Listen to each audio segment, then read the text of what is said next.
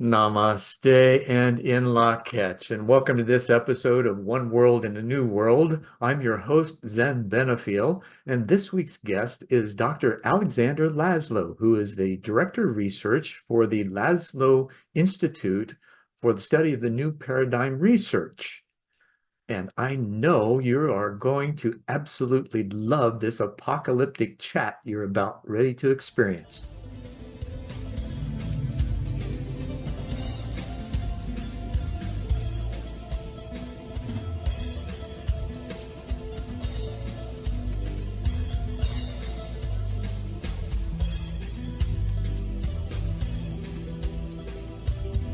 So, Alexander, it is such a pleasure to have your exalted highnessness here in this opportunity to have a conversation about how you've discovered your inner voice as others have done in our collection of conversations that we euphemistically call apocalyptic chats because of the uncovered knowledge that we're able to garner through the generative conversations that we have. So it's such a pleasure to have you here today.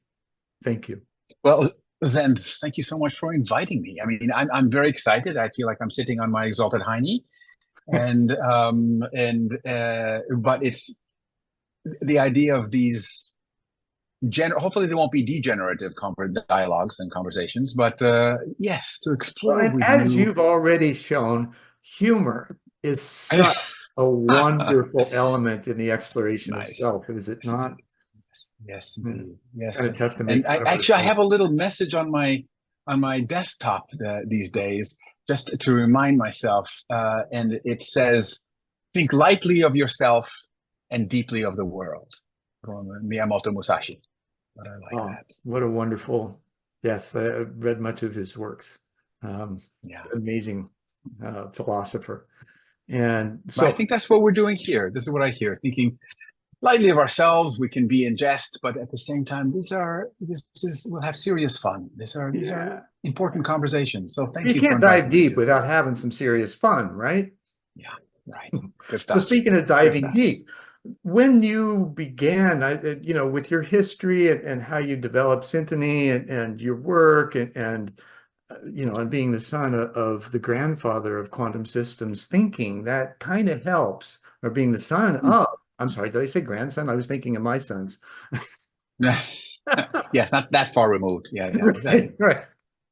Um, and sometimes you'd probably feel much smaller too, in that kind True. of filling those It's true. shoes.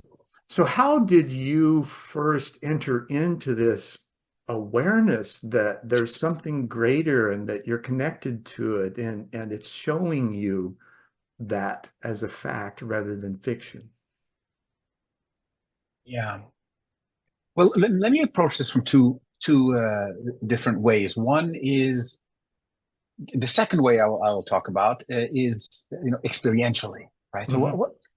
what happened that rocked my boat? What did I feel that I couldn't explain, and that brought me into a different relationship with self, other, universe, Mhm. spirits, and so on. But I think first I would just mention that we were talking just before we got going here about how my father Irvin Laszlo began his life as a concert pianist, and he was a child prodigy on the piano, and interestingly enough, he also shared with me one time how it was only in his 20s that he began to dream in images. His dreams Hmm. prior to that were all soundscapes. I'm like, that's amazing. I Yeah. That's how interesting, right? To be, and the thing is, because he was a child prodigy, he had never really went to school. I mean, he did go to school, but he came home. His mother did his work. He practiced piano for 6 hours, and then everyone knew he was a concert pianist. Mhm. Um, uh, so I was kind of weaned on systems philosophy and this integral views of the world, and we would go for walks in the evening and talk. He liked to walk and talk. He was peripatetic, and I was pretty pathetic. So Quite a and we mind would like walk. his, yeah. It's hard to meet up to it. And yet that opportunity was just so special. well, that's it. You see, and sometimes we would get into these conversations, and he would say things like, I don't know what he would say, something or other, and I would find myself saying, "How can you say that? How can you say something? I mean, we all the first thing you learn in school is this and this and this," and he'd be like, "Yeah, well, I didn't actually go through that process." So I said, "Why did we learn that in school? Why?" So it had me that kind of way of engaging in the questioning of what is it that we are inculcated, that we are acculturated, that we are socialized into the box, right? Into Right. thinking certain And he has ways. the philosophy of question And everything, which that seems right, to be the right, best. right. And I'd also often ask him why question Mhm. everything. Oh, and that's kidding. There's a meta. But but that was nice because that got me into always, yes, indeed, even in school, I would be then think, I wonder why we're learning this now, and it allowed me to take that kind of a bigger picture perspective, really process oriented and Yeah. And looking how at does it fit? flows. Right? That Right, kind of the most right, important thing is that with all of this, where does it fit and how is it applicable? right, and not just say, well, they say it fits, so it got to fit, but really thinking, but does that feel It right? does it. That doesn't exactly. That's the thing. And when it doesn't, then saying, so maybe there's some other way of looking at it or feeling about it. You mentioned the feeling, right? Yeah. It's so apparent, although we don't recognize it as such, that we cannot think our way through a system built on vibration. We have to Mm, feel our way through it. mm, mm, mm, And that's a mm. whole different sensory array than we're used to because we're used to the feed in, right? From experts and, authorities and books and whatnot, lectures and all of that. And yet there's this sense that you just mentioned that you've got to, how's that fit? Does it feel congruent? Okay, well, you're getting ahead of things here, Zen. So I'm gonna Yeah, because we'll get yes, well, there. we're So looking well, at let's back up and I, go I, into the second answer, right? the second thing, right? Because I want to get into this also. What you're talking about here, that's very important, and that's also where my current explorations are these days, which are, you know, as I like to express it, how do we live beyond words? Right. Because words often are absolutely get in the way, and they don't allow us to truly engage with what could be called the ineffable. And the ineffable is ineffable because you can't put it into words. And you Right. try to put it into words, you can't. That's the definition of ineffable, something you cannot express in words. And when you're dealing with people and often conflict comes up, perceived, doesn't necessarily make it so. One Right. of my mentors who black belt Aikido, lawyer from New York that became a Buddhist, he says, there really is no conflict. It's just Mm, miscommunication. You show up at the table with two different, or however many people there, however many different dictionaries, and you're speaking, mm, listening from your own right. personal one, not necessarily knowing what the others is until you ask. You're making Right. assumptions as to what others think and feel. So the inquiry to get to know the other, kind of like, what is it, Covey's fifth um, Mm, mm, principle mm. is, seek first to understand. You eliminate a lot of miscommunication that way. And how do we get to that? We talked earlier about process. How Mhm. do you seek to understand it? If you seek to grasp it only with a mind, is that good? Is that going to work? But look, we're never going. We keep getting ahead of ourselves here. It's like the Gary Larson cartoon where this you have this caveman who just he's sitting in front of a fire looking like amazing. And there's this cave woman behind him saying, "Oh, fag, you've invented fire. I wish I had a camera, but there I go, getting ahead of myself again." So, yeah. So back to the So second.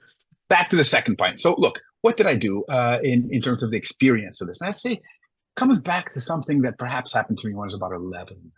I would say more or less. My parents were living in Italy already, so yeah, it would be maybe actually maybe I was around 14 if that's the case then, right? Mhm. Okay, putting it those times. We had a very small little sailboat that could fit two people comfortably, four people okay, one sail, but also a front sail, but the kind of thing with just meant for tooling around at the edge of the coast. Mhm. And And I remember my mother, my father, my brother, and I were out on this thing, and they're sitting in the area. My father's at the tiller there, and I'm standing by the mast. Yeah, there I am, and we look at the beach and we see an incredible gust of wind that has come by, and we can see it coming along because it's Mhm. blowing up the umbrellas, the beach umbrellas, and we just see the beach umbrellas going, it's like Yeah, in a yeah. in a row. It's going to hit us in a moment, and there's not time to do anything. So then it does hit, and fortunately, my father let go of the sail so that it otherwise would have tipped over, right? But we became like a motorboat. It just went like we went up and we were pushed. We didn't tip over, but when we were very much like pushed very fast forward, and it was a gust of wind. It wasn't an ongoing gale, Hmm. and when that happened, then it was happened so quickly that even though we saw it coming, there was a moment of saying, "Oh, this is going to hit us now," and then there it was. So there was not a whole lot of talk or Reaction time. anything. Actually, there was not Yeah. right, and it hit, and I'm standing. Everyone else is sitting, but I just found my feet, and it was. And as this was happening, I felt completely in flow with this. I didn't let go of the sail, but I let go of any kind of trying to hold on to the situation. And I caught my mother's eye, and she looked terrified. What would happen if we all tipped over? Could somebody drown? What this is? Sure. And Sure. in catching her eyes, I was so somehow at peace with this. And I was surprised. I mean, I wasn't like surprising myself thinking, wow, look at me. Sure. You're in But the moment. Yeah. You're not in the not moment, thinking of and it anything was, else, right? I was exactly. And, Until and you I, get I, beyond I it, and have then you could observe it and go, "Oh, wow, that was interesting." exactly think back on it. Yeah. But in that moment, and I caught her eye, and I was able to transmit something. There was a calmness in me Hmm. that I somehow, without thinking or saying, it's okay and no need to worry. I just, I was the no worry, and the gale passed, and we didn't tip over, and we were there. And but in that moment, I saw that it was a good connection, that I had connected with her. That was it was a like almost like throwing a lifeline to someone, Sure. Sure. and wasn't that dramatic, but Well, and um, still, they say enlightenment happens in an instant, right? You right, have right, those shared moments with another that right. take you into some place that is just calm.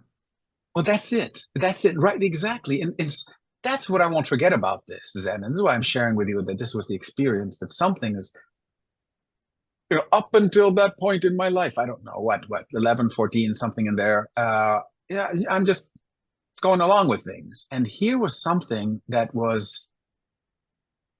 had me in such harmony with a dynamic that could have been chaotic, Hmm. but that seemed the most harmonious, actually, when I went through it. It was, I don't remember struggling on anything. I wasn't struggling to keep my stance, Sure. to stay up on the mast, anything. And yeah, I can't say that it was joyful or it wasn't terrible. It was just so one with. Exactly. I That don't know is what that hit me. there's That is what hit me. yeah, there's no bipolarism in that. Right, There's just a right, nowness of exactly. being. And I wonder, in the observation of that, if there's a like that ineffable moment, right, of total Mm, connection that mm, is so mm, profoundly significant that you were able to see the patterns, first of all, that were happening, mm, right? You mhm, were able to observe everything. So there was an anticipation of something. You didn't know quite what it would be, but you were at least semi-prepared for it and able to relax into it instead. mm, mm, I wonder, our idea of chaos oftentimes is that we feel things are out of kilter, and even a conversation I had with Howard Bloom about the second law of thermodynamics, which he's refuted. He's saying that, mm, no. systems don't decay. And if you look Mm, at the universe, it gets finer and finer in its mm, organization and mm, precision. So why mm, wouldn't we? mm, mm, That's kind of, mm. my curiosity in this, looking for, as you were kind of in that place of a perfected form, fit, and function in the moment that was free of any disturbance and able to relay that calmness from yourself. And I'm assuming that you relayed that to your mother in some way that calmed her as well. So there was a sharing. I think though, Zen, that in this whole thing, I wasn't really doing anything. I know. I mean, this is the thing.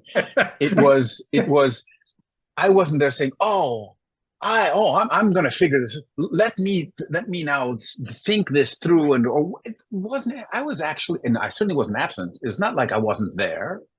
But what if I think back on that? I think, okay, well, what part of? And I've had other experiences like this as well. So that's I'm just the sure. first. But what what was I? How was I processing this? Okay, Mhm. so I was in. It was me. I can't say that it was me. And if anything related to me, it was my whole me. It wasn't my head. It wasn't my heart. It wasn't my gut. It wasn't. It was all of that. Right. It was all of that. And it was the boat, and it was the wind, and it was I think the thing was that I wasn't out of balance with, because I was all of that at that moment. It felt like I was that moment in its expansive expression. Mhm. Um, And in and harmony. that's the thing, because how can you not be in, I mean, if you're not in harmony within yourself, you have sickness going on, yes. But the point is, there was some kind of me in homeostasis with the larger being that was the expression of the cosmos at that time in and around me. And I Right. was that. I was that. So Yeah, that's it's what like I Nick think is cool. Satan, It was, or even in earlier quotes in scripture, I am that. that's right. Right. Martin Buber goes into those things, the Yeah, I thou relations. Yeah. Yeah. right. Yeah. Yeah.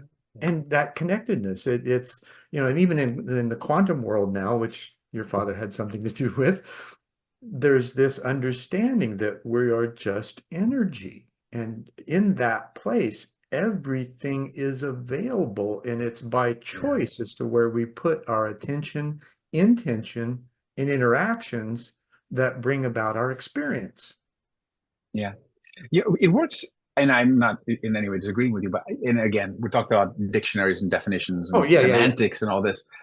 For me, I like to think of it in terms of vibration, and it's yes, it is energy, but and vibration somehow can seem very cold and very like non-material, but this is, I think, part of the new paradigm as well, because when you look down at that smallest level of things and in the quantum world, the Planck length, which is like Mhm.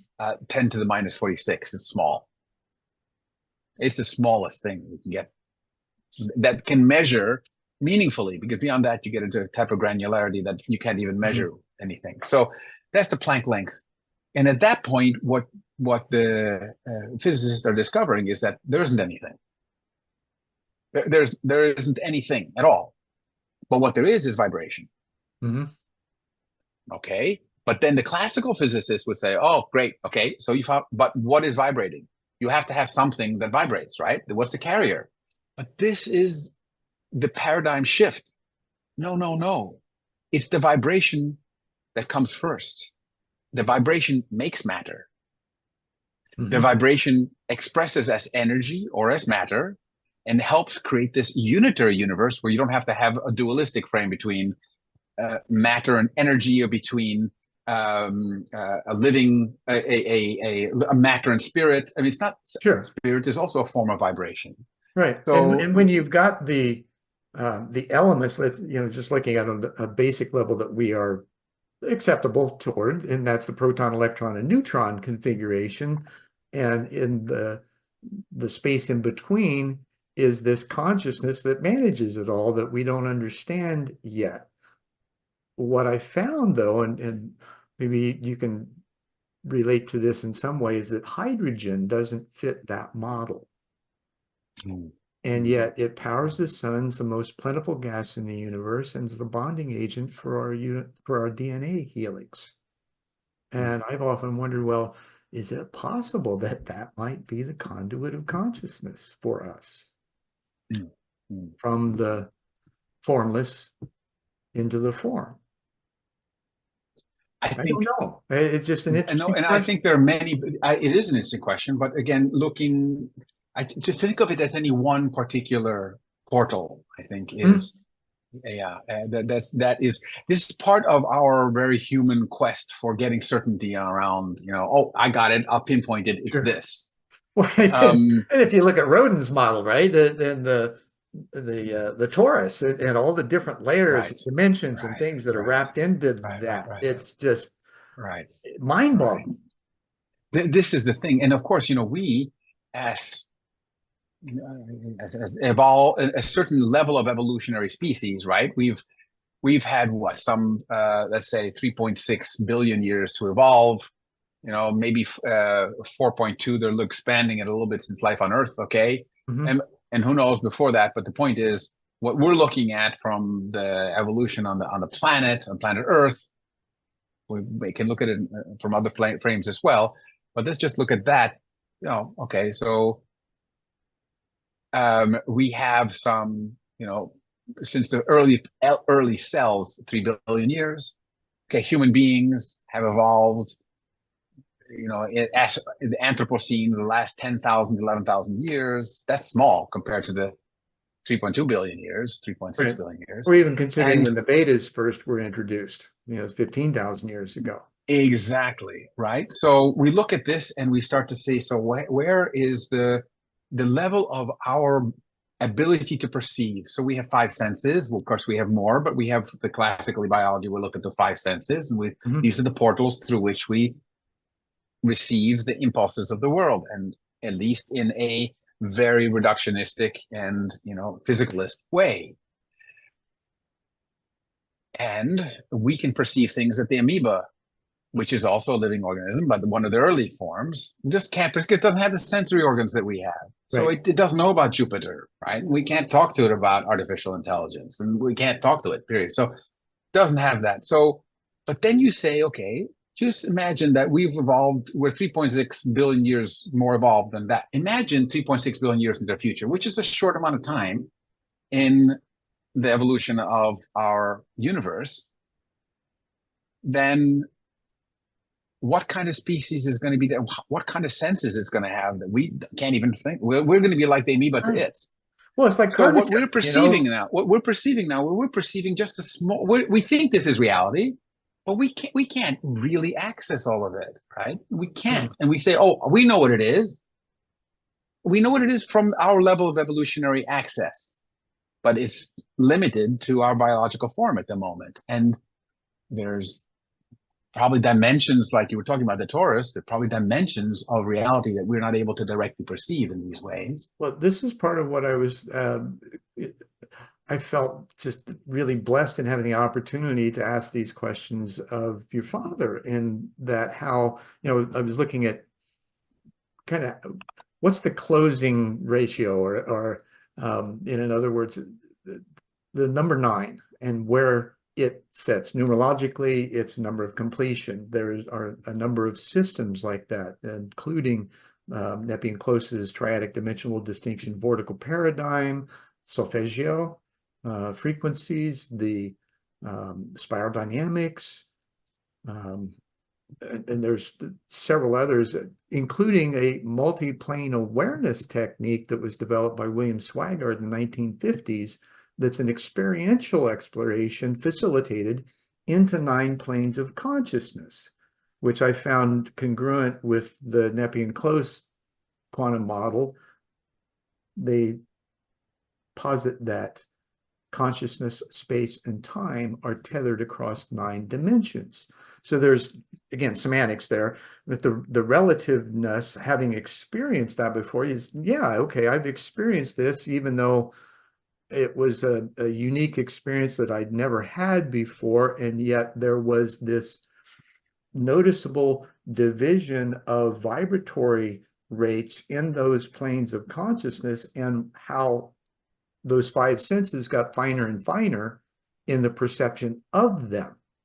So now where does that all fit, right? And how in that condensation of cosmic consciousness into form that we both, I believe, agree that that's, like your dad says, the higher self condensing into form, right? What does it do and how does it behave and how does it connect in the overall structure so that it is in that harmonious state of being?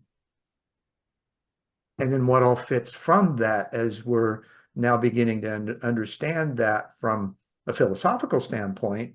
Now, how do we bring that into the practical and pragmatic in the systems that are in place now in redefining them? How do you approach that? Because I know with Syntony, that's exactly what you're doing, in my opinion.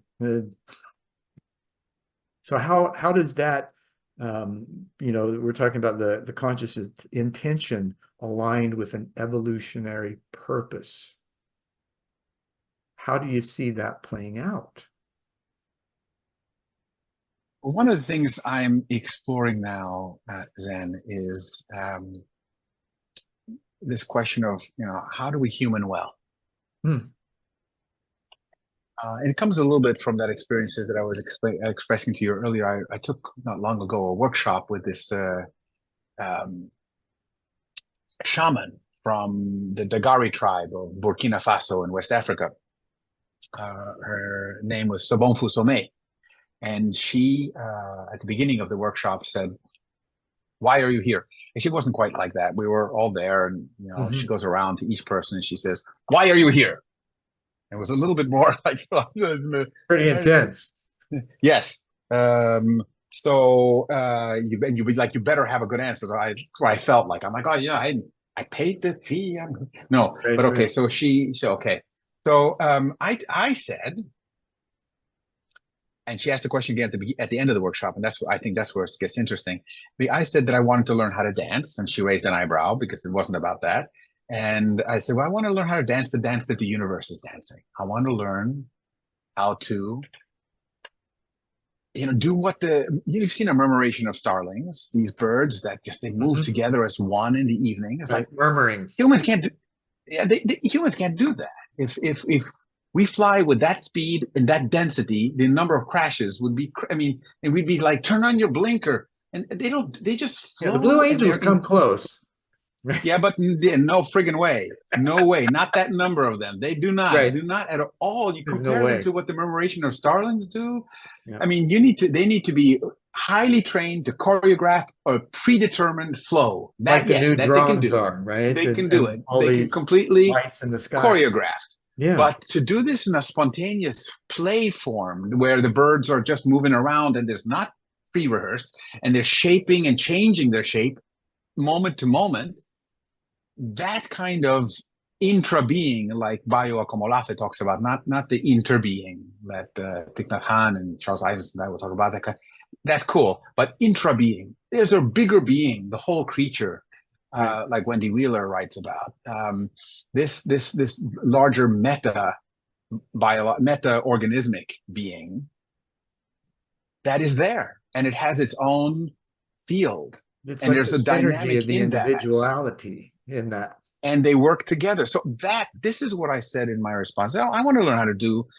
I mean, I feel like I'm all the time stepping on other people's toes, and I'm stepping on nature. I step on my own toes. How can I flow? I want to be more like the flow that the universe has. Yeah. By the end of the workshops, and I had changed. She said, "I hope you're going to change." So I said, "Yeah, I did change my answer." It's like everybody, right? She was saying this, and so my answer by the end was like, I'm no longer interested in learning how to dance the dance of the universe that everything is doing. I want to learn how to be danced. It's a small difference, but it's a huge difference, right? Because when you're trying to dance, you're like figuring out the steps and you're practicing and you're doing better and so on. But when you're being danced, you are opening yourself, making yourself You're available to the completely flows vulnerable. that move through you and that move through the universe, right? So this is what I call humaning well. It comes from something that I heard Alan Watts talk about one time when he was saying how the trees don't put forth leaves in spring. They're leafing. That is spring Mhm. when they leaf. And so how do we human, right? And how does the earth human through us, right? How does Gaia human? Well, Right? How and are we we expression are of that? the earth. This is one of the things that Exactly. we make a point that every cell in our body is from Mother Earth, from the nutrients that we've received from her. So in a sense, we are her. We just have Right. disconnected. But that's the thing. We never are disconnected. We Right. forget that we're connected. We forget that we are. That's what your point, right? We are Earth, and we are simply the human expression of Earth. So it's Sure. one part of Earth expressing itself through the human form. How can we be a true expression of these flows and not somehow thinking that we are in charge? My professor Russell Akoff one time talked about how you have the small red spider. They're so microscopic, these red Mhm. spiders. They're very small, um, and it's on the trunk of the elephant that's walking forward, right? And the red spider is thinking, "Oh, I'm steering this thing. Wow, whoa, where we're going." And the elephant doesn't mind. It's just it's walking along, but it's not the spider's not doing it. So we often are in that sense that like we're making the future by doing things now. And I'm not saying that we don't make a difference, but I'm saying that the difference that we can make is often qualitative. It's often the flavor of the flow that flows through us. Mhm. To think that we are lords over the planet or masters of nature, that kind of hubris is what doesn't allow us to be Sure. danced well. Sure. I kind of played with that hubris in the title of one of my books. It's called Stubbing My Toe on Purpose. Mm.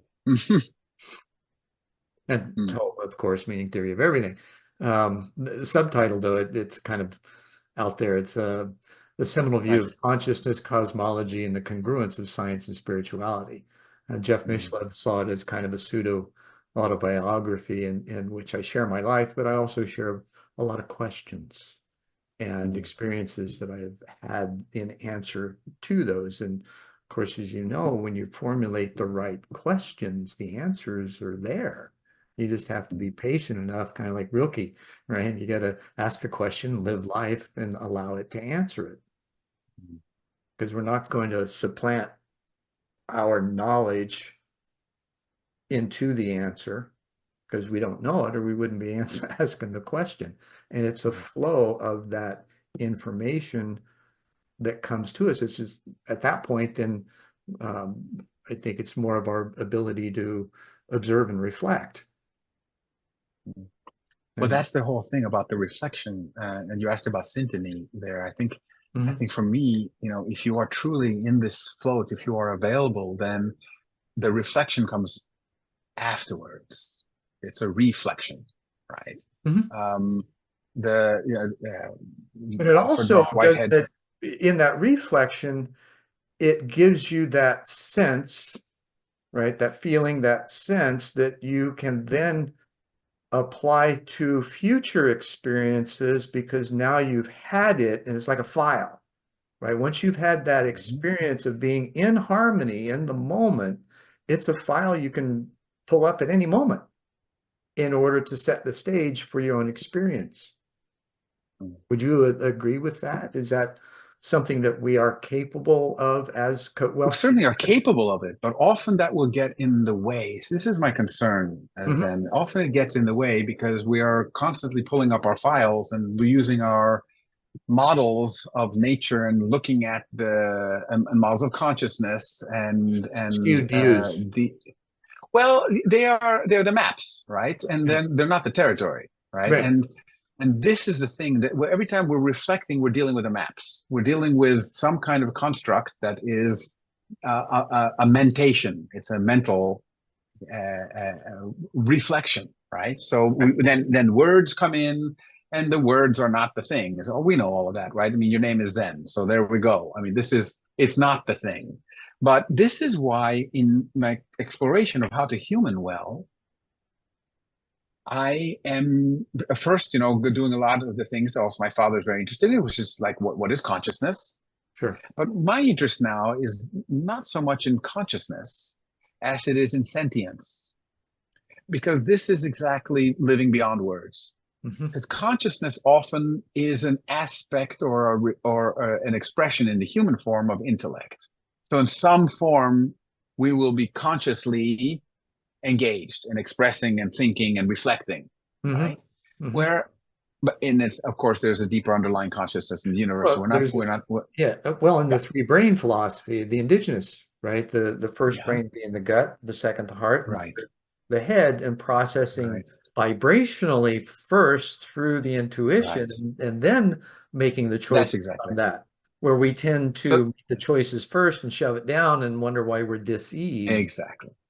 Exactly. So this is exactly the direction that I go in, and with Syntony as well. And I'll tell you why. I get to what I mean by that with Syntony in a moment. But that's exactly, the my daughter went through the anthroposophical frameworks of Mhm. schooling. She went through a Steiner school all the way. It's beautiful, and there's a lot of flowing there from a head, heart, and hands. Right? There's a head, heart, and Right. hands. And actually, recently, I'm actually just about to write a blog on this. So on I it's the flow, frankly, shouldn't be linear in any case. But in terms of Is anything precedence, really linear? I mean, from our my languages, our experience, languages and our true, thinking is right. So that's true. the problem. And that's exactly the problem, right? We tend to parse things in that linear way, and it isn't right. Everything comes to us that doesn't come linearly, Well, but the we tend rodents, to parse it that Taurus way. was example. That's how things come Right. to us, and all this That's kind right. of That's right. So to get to that, then to human well, I think that the first the gut is still, yes, that's definitely a way, but for me it's a whole system. I mean, it's my whole, remember me on the boat standing there, it right. wasn't just my gut that was engaging, No, it's it a was whole the system. sense of the whole. Yeah. So that's, I also call that intuition, but the organ of intuition at that point is all of me and beyond me.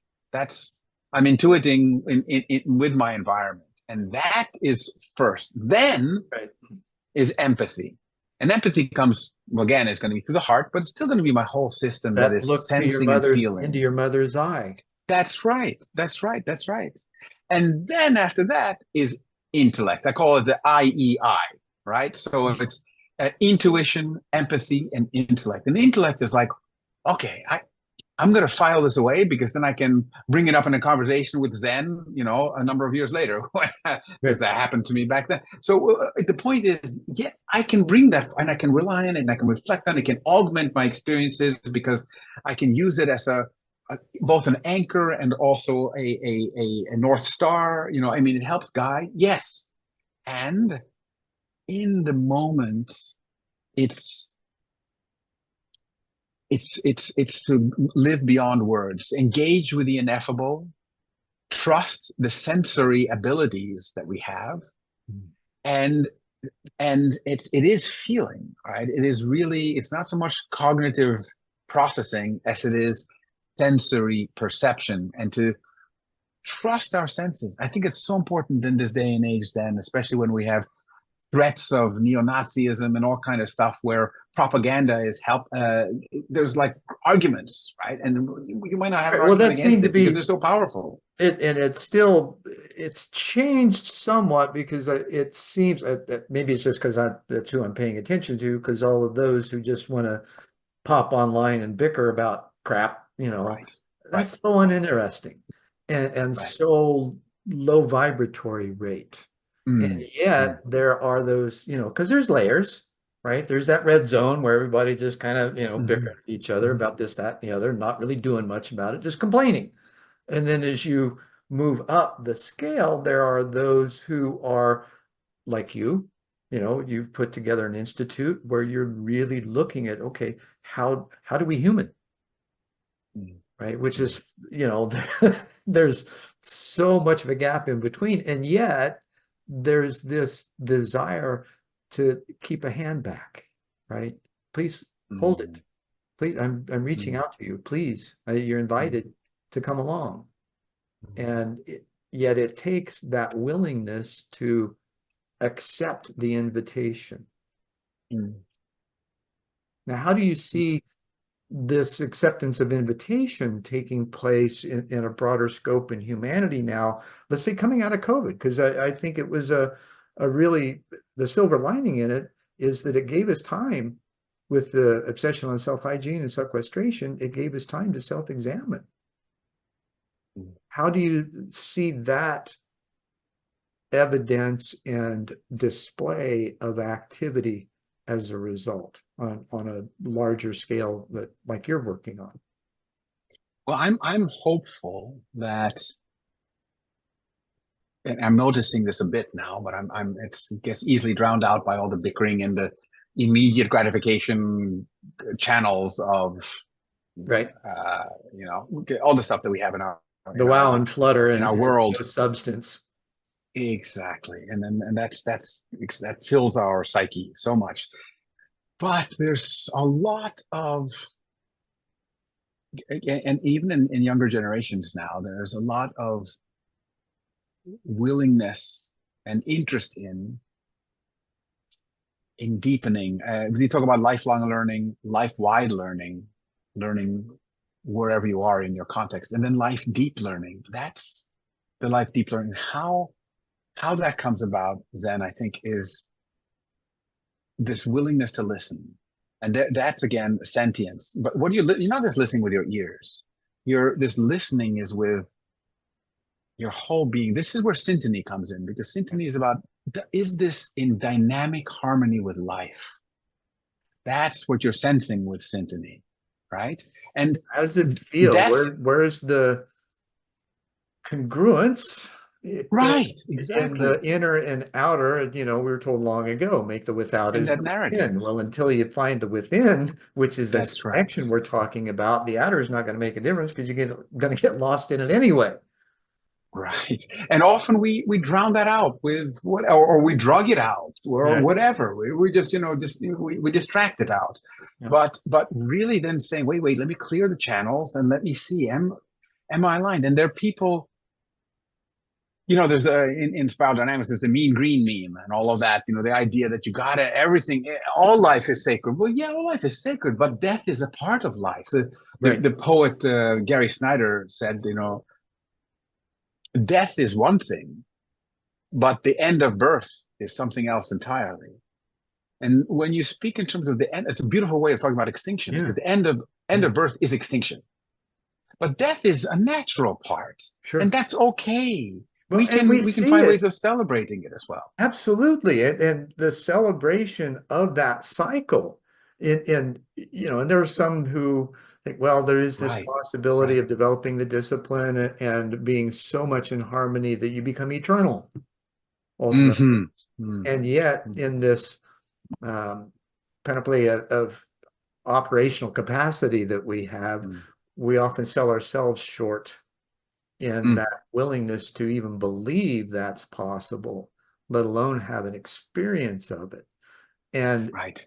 in this um, enhanced perception, we often realize that, okay, death on this level, on this cursory, planetary, terrestrial level, is seen much differently and often judged in ways that maybe aren't necessarily congruent with the Right. overall life path. Is like, okay, so here's your time and Exactly. everything's, either it's all determined or it isn't. Maybe there's some gray area Mm-hmm. because there is some flexibility there.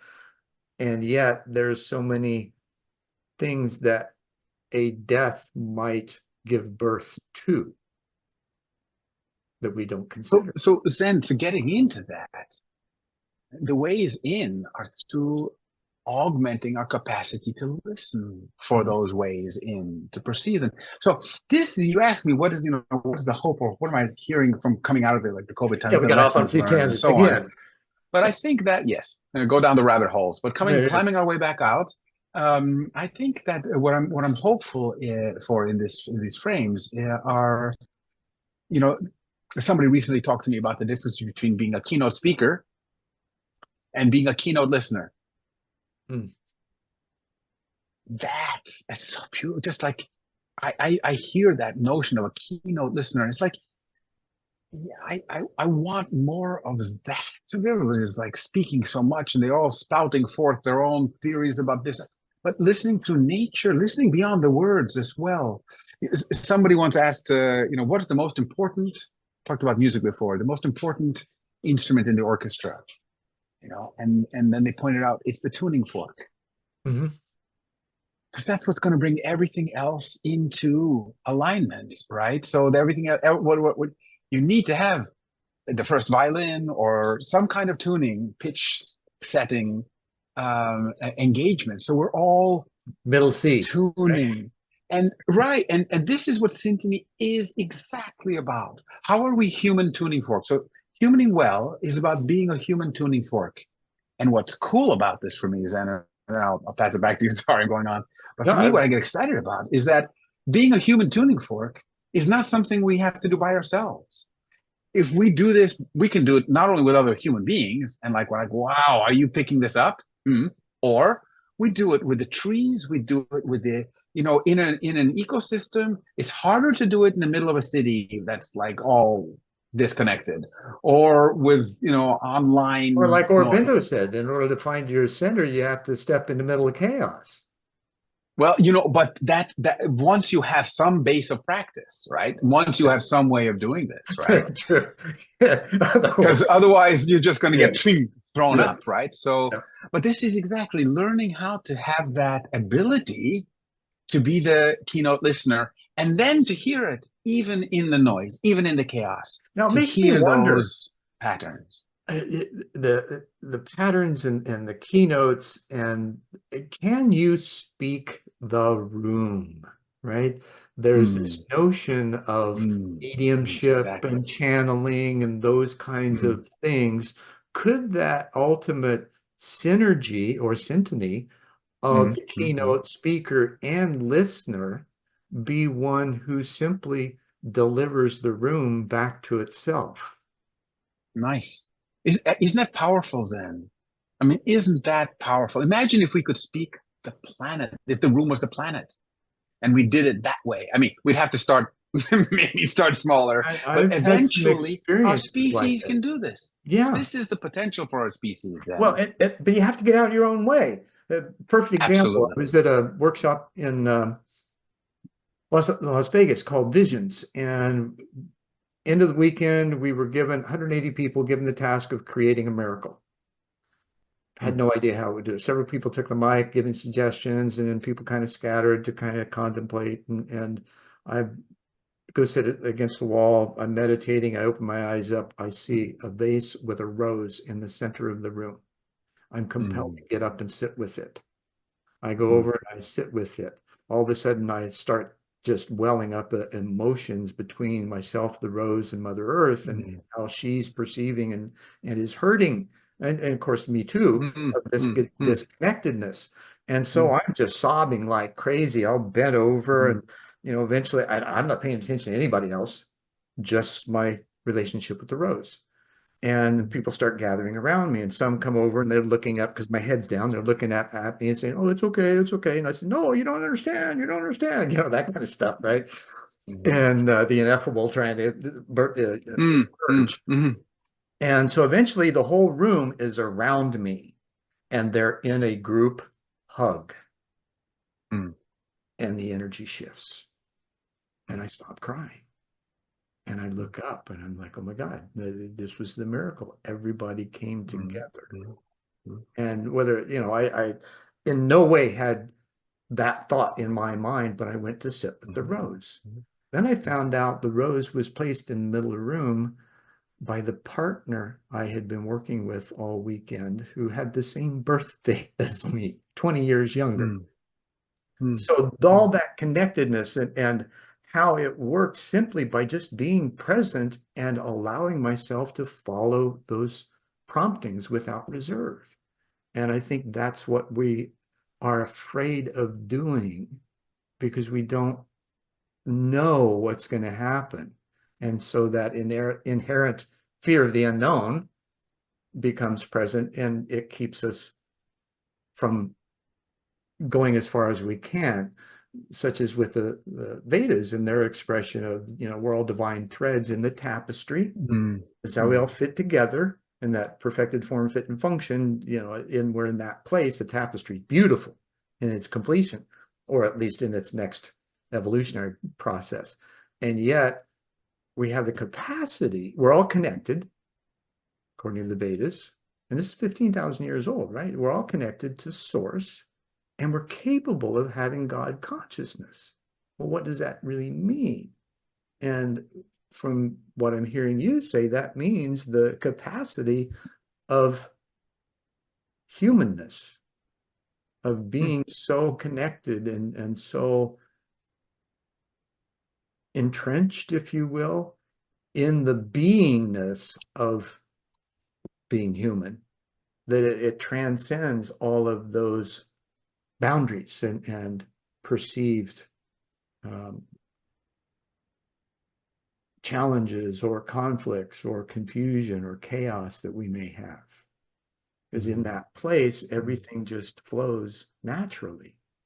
Now, how, understanding that, and I know you do because our conversation reveals that, how do we take this understanding and put it into practical applications in developing the kinds of evolutionary processes that we need throughout the systems that are in place now so that they actually serve humanity and the planet as opposed to usurp it?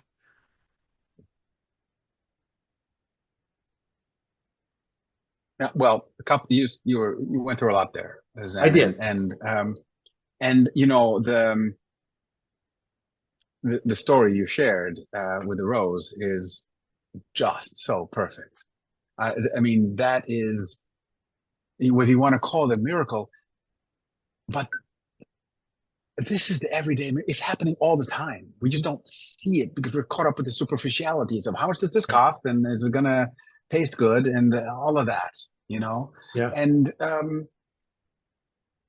that that listening and then the others listening and then that energy shift that happens, that is what I call everyday shamanism, right? Mhm. Every day. I mean, we don't have to be the trained, because shamans are awesome, when the people are like the ones who are trained and who go through life in that frame and they're born into it. But we can do this. These kind of miracles you talked about. This is ordinary. This is ordinary miracles. We just don't see it, do it, or take the moment to sit with this and to allow it to. So for me, is how we're making ourselves available. Right. You How do we made get yourself by the available. impatience of life? That's right. The muck enlightenment that you were talking about, Right. right? Like we're Right. going through the And drive-through also, and we got to pick it up. and get ourselves out of the way, as you said earlier. How do we get out of our own way? Right? Because often we're like, oh, I'm going to figure this out and then I'm going to make the miracle because look, I got a formula. Come on. That's not. But when it speaks through Well, that's you, what we're when you're taught, the there, when you're mental listening. constructs, right? Well, as a man Exactly. thinketh, so shall he Exactly. be. And, there's this, no, it's as a man perceives or And senses and yeah, feels, right? I mean, this is where I talk about sentience. This is the essence of Syntony, of the Syntony quest. And so the other thing with this is the power of the question. We say, oh, I got an answer. You know what? Live with the question for a bit. The right, answers find you rather than you finding them. I mean, that's what happened with you. And this, your challenge was to find a miracle, and people sure, were going off and thinking about it. But it found you in this process. You didn't know what it was going to. You didn't plan that. I mean, not you at sat all. with it, and then it emerged, and everyone around. That is the process. I think that we can all tap into. So I wrote this little piece here. It's not an answer, but it's my exploration of this. Well, I hopefully put it'll it to the prompt chat. better questions, right? Exactly, and it's full of questions. The whole little thing is. It's Good. called, and I put it into our chat, and I know that you're not going to be able to see it on the recording, but the point is, it's there. Maybe it can be shared somehow, because it's an article available on Medium, and it's called "Practices That Ensoul the Cosmos." Practices that ensoul the cosmos, expressions of connectedness, and it's all about that. Great. if you're human beings, I'll go through because there are like We'll indulge you for a five. moment. All right, all You're right, brilliant, all right. guys. Why Thanks. wouldn't we, right? I don't know about that, but I can tell you that for me, I get excited. You can tell I get excited about it because look, I'm thinking about this. So, what are these different ways we can listen, right? The different ways, and the home base is me. I mean, what is me? People will say, "So, how are you today?" So, "Oh, I have a headache," or as often it's just this, or "Yeah, I'm caught in my thoughts," or whatever. Right? Yeah, I'm confused. So often, "How are you doing?" It's like we leave it here. But many times it's okay. It's my skin. It's like at the edge of my skin is everything inside of that. That's me. Hmm. Whatever we want to put around the me, this is a relatively small thing. That level of me, okay, that level of me, that what I call in intrapersonal um, syntony. So it's how am I doing with myself? Am I calm? Am I in balance? Am I ill? You know, am I diseased in some way, physically, mentally, emotionally? Okay, so Right. that's the That's first what level of garners syntony. 8 multiple intelligences is the Exactly. interpersonal. That's right. So this is the intrapersonal, right? Yeah. This is within oneself, exactly. And yeah, Howard Gardner has those eight, and then David Goleman has his. I mean, so mine are five. We each have our own. So I got the five. So, but look, so Well, how five do I makes more start with sense, this? So, right? You got 5 fingers, right? It's easier to keep well, track. you see. All right, I'm glad you're with that. But it really is. You'll see hopefully why it just came out as five. I didn't like think of it beforehand, but Sure. so that's that level. Like, okay, so that's a whole universe. That's the whole universe itself. The meanness of the world because I see it out through my eyes and through my ears. And okay, the next level out is interpersonal. So intrapersonal within interpersonal is with other people, right? And that's where we're like, so do you see this the way I see it? And we're trying the world views, the language barriers, and all this stuff. But we start to come into relationship with others, not just with ourselves, with others. Are those healthy relationships? Are they dysfunctional? Is there intrigue, sabotage? Or is there love? Is there care? Is there scaffolding, supporting each other, you know, in the way we reach out and build bridges? Or do we destroying each other? Okay, all of that is our interpersonal dynamics. And our world of borders and politics and trade is really all in that second world Right. of human interpersonal relationship. And then the third level is how are we with nature? That is the trans species level. So that's the one I was talking about. Am I stepping on nature's toes? Do I see myself as part of a web of life? There's this guy who was chaining himself to a tree in the Amazon and saying, "You're not going to cut down the tree." And the person said, "Why? What tree asked you to disturb to protect it?" He said, "Well, I'm not a human trying to protect the rainforest. I'm part of the rainforest trying to protect itself." Boom. You are the rainforest trying to protect itself. That's okay. That's legit. That is legit. But it takes you beyond the interpersonal to the trans species. I'm part of the rainforest trying to protect itself. Cool. But all of these first three levels are in the now. When you get to the fourth level, you're in conversation with your ancestors. Not just your ancestors of human beings, your ancestors of all beings. They're all like, what are you doing? And you're like, well, I'm trying to human well. Okay, but you're destroying this stuff. And so you're listening to your ancestors, you're in conversation with them. And you're also at the same time in conversation with future generations, right? The 7 generation rule sort of thing. Right. Because Right. we're ancestors in training, right? We are future ancestors now.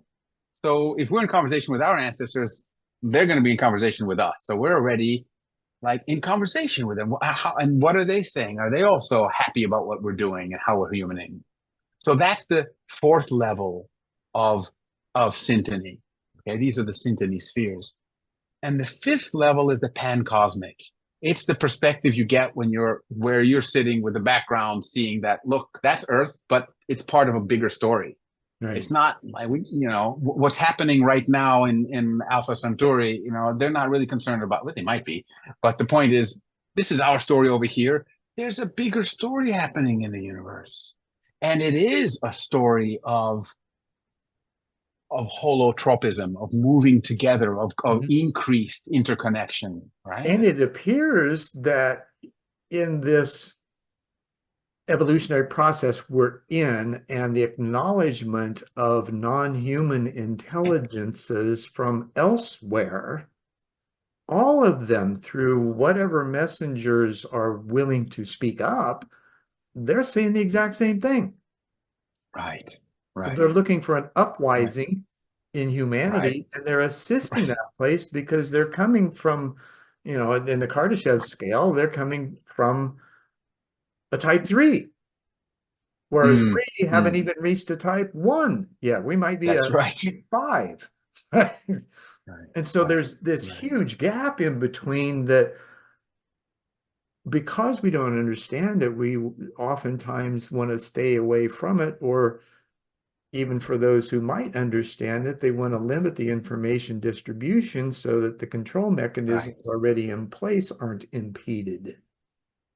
That we are the control, right? Exactly. And that whole illusion, right? That you're not being flowed by anything when you're thinking you're in control, right? I mean, Right. but for me, these five different levels are all helping us be in this dynamic harmony, in this listening, right? Because each of these levels, whether it's intrapersonal with myself, interpersonal with another being, human being, trans species with nature, transgenerational, or with past and future generations, or pan cosmic, all of these, when you don't practice them one at a time, but when you practice them together, you are in syntony with the emergence of life on Earth. You are in not just life, but with spirit, Well, really, if your you want to take five it at a fingers are deeper part level. of the hand, which is part of Yeah, the body, that's and right. it That's becomes, and right. it acts as one. That's right. That's right. Jack Teeth Mahan would talk a lot about that beautifully. But this, I think for me, these are part of the practices of connectedness, expressions of connectedness. Mhm. And the title of the piece is Practices That Ensoul the Cosmos. Because this allows, I think, through a listening to the kind of experience that you had in the room there with that miracle. This allows for everyday shamanism. Yeah, and we We want can this for practice that. everyone because it's so cool and it's so It is, connected isn't and it? it feels Yeah. just amazing. And Right. it takes happiness, and it's on steroids.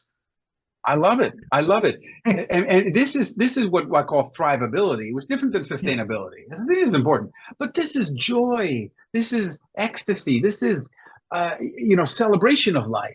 And of course, and we need that in this time more than ever, and because so many things are disorienting and distressing and depressing, especially if you watch the news. Which I don't, is horrible. but It's yeah, some toxic. do. It's Yeah, toxic. You're I right. totally, Because that's why. Because it's toxic, right? So this is the stuff that connects us to the life affirming, absolutely. patterns, Yeah, and we can be that. We can be these miracles. It's not absolutely. to say that this is just for some exalted It's shaman or possible for druids anyone. or If I can do it, anybody else that's the can. point. That's the thing. That's the thing. And but it's we're no one of us is as smart as all of us. That's the point. And if we can, and it's not about this kind of smart. It's the smart of, does this align? You talked earlier about the goodness of fits. Does this fit? And we can feel that better together. Because sometimes I don't know what I don't know, and sometimes I got blind spots because of the way I was raised or whatever. And somebody else can say, this is actually rude for that person in that culture. Like, whoa, I didn't. Okay, well, thank you. And we can help each other with that. Yeah. This is the way we can human well together. So acknowledging that, or affirming that we are running out of time for this conversation, I have really appreciated the the depth and expanse that we were able to cover. That's rare in my experience, so thank you. And in that, is there a parting gift that a tasty tidbit, if you will, that you can leave with our audience that might help them take one incremental step towards this unified field? Well, I'm getting a CAT scan right now. But look, I talk about, there are no coincidence with this. The cat jumped up now, right? Yeah, And we're talking about fields of consciousness and the point is my tidbit here and going here with my cat Kitos, yeah. With your cat sense. the cat sense, right? That this is, I couldn't have experienced the joy or reflected the reflections of any of this without you, then. Mm. So the idea of how we are doing this together, and then Kitos here jumping up, reminding that it's not just the interpersonal, but also with these. We're always in these larger Interspecies. spheres, interspecies, right? And then now we the point is, our ability to really be fully present and available to the moment and to the miracles that happen in the moment, which aren't. When we think of them as miracles, we think of them as like, that's odd, that's strange, doesn't normally happen. But I think the reality is actually made up of fibers of synchronicities. Everything happens because it's connected to something else. And when we can appreciate those synchronicities with a cat jumping up on the table in the moment and not saying, oh, what a funny coincidence, but saying, this is a Yeah, sacred and peer expression of the deeper. moment. So, okay, that just acknowledge Right, it and then ask, what else? Why? right, What else right. can I see or feel? That's right. And to begin with, just to sit with it and say, oh, how nice. Yeah. Without necessarily even needing to put a label on it. Right. Just say, Right. it's delicious. When that's part of the Syntony sense, to say, this is a delicious moment. Yes. And we can do that with each other. This was a delicious conversation, Zen. And I think this is the kind of thing that we can do moment to moment. And we get instead so caught up in our toxicity of the stories that we tell, which are about death, destruction, and end of times, instead of these things which are really this is the what's the title of the series? One world in a new world. And it has the apocalypse in it. Tell me about that. I call them apocalyptic chats because we uncover knowledge in the generative conversations that we have. You see, and this gives birth to possibility and new universes, right? So it's not the apocalypse of the end of times. It is that No, which allows us to move it was forward. never Right, meant that. That's not the right, meaning of the word. Apocalypse right, means uncovering knowledge. right. Right? Beautiful. But that's not what Truth. it is in Hollywood, right? In Hollywood, it means the zombies and Yeah.